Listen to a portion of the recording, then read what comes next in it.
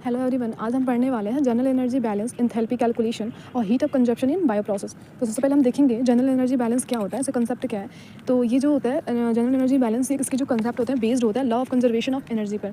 Energy can neither be created not be destroy, only converted. इसका मतलब होता है कि एनर्जी ना ही क्रिएट हो सकती है ना ही डिस्ट्रॉय हो सकती है, वनली ये ट्रांसफर हो सकती है, वन फॉर्म से दूसरे फॉर्म में चेंज हो सकती है।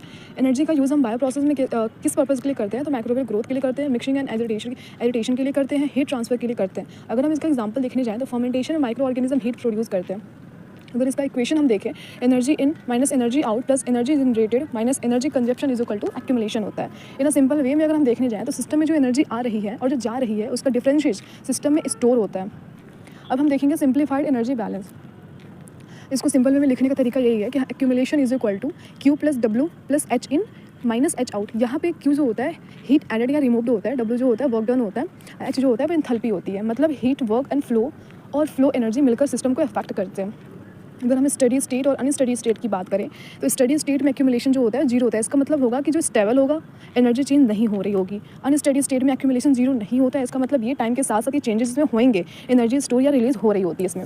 अगर हम एग्जांपल देखें तो फर्मेंटेशन प्रोसेस हम देख सकते हैं कि माइक्रो ऑर्गेनिज्म हीट प्रोड्यूस करते हैं, कूलिंग जैकेट हीट रिमूव करता है, इससे सिस्टम का टेम्परेचर क्या होता है कंट्रोल में रहता है।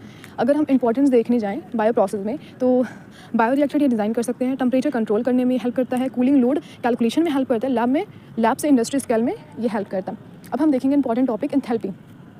एंथैल्पी एक थर्मोडायनेमिक प्रॉपर्टी होती है जो सिस्टम की टोटल एनर्जी हीट एनर्जी बताती है। इसको हम रिप्रेजेंट करते हैं एच से, H is equal to U plus P V होता है। यहाँ यूज होता है इंटरनल एनर्जी होती है, पी प्रेशर होता है, वी हमारा क्या होता है वॉल्यूम होता है। अब हम देखेंगे एंथैल्पी चेंज क्या होता है, डेल्टा एच। डेल्टा एच का जो फॉर्मूला होता है delta H is equal to product minus reactant होता है। अगर डेल्टा एच नेगेटिव है तो एक्सोथर्मिक रिएक्शन होती है, मतलब हीट रिलीज होगा। अगर डेल्टा एच पॉजिटिव है एंडोथर्मिक रिएक्शन होगी और हीट एब्जॉर्ब होगा। अब हम देखेंगे enthalpy calculation in bio process में एंथैल्पी कैसे कैलकुलेट किया जा सकता है। तो total enthalpy is equal to summation N I into H I होता है। एन आई यहाँ पे नंबर ऑफ मोल्स होते हैं, एच आई मोलर एंथैल्पी होती है। अब हम एक एग्जांपल देखेंगे ग्लूकोज रिएक्शन का। ग्लूकोज ऑक्सीडेशन रिएक्शन में हीट रिलीज होता है एक्सोथर्मिक, मतलब फर्मेंटेशन या मेटाबॉलिज्म में हीट जनरेट होती है जिससे रिमूव करना पड़ता है। हमने एक एग्जांपल भी दे रखा है, आप तो देख सकते हो। अब देखेंगे हीट ऑफ कंबशन।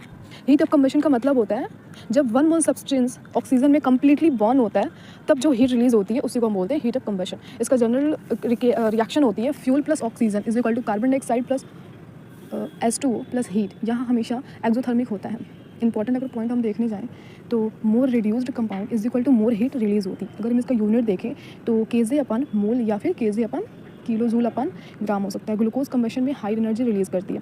अब हम लास्ट देखेंगे कि एप्लीकेशन इसका क्या होता है। हीट ऑफ कंबशन का यूज़ हम कहाँ कर सकते हैं, तो फर्मेंटेशन हीट लोड कैलकुलेशन के लिए इसका यूज़ किया जा सकता है, bio reactor cooling system design करने के लिए इसका यूज़ किया जा सकता है, एंड मेटाबॉलिक एनर्जी स्टडी करने के लिए यूज़ किया जा सकता है। Okay, thank you guys.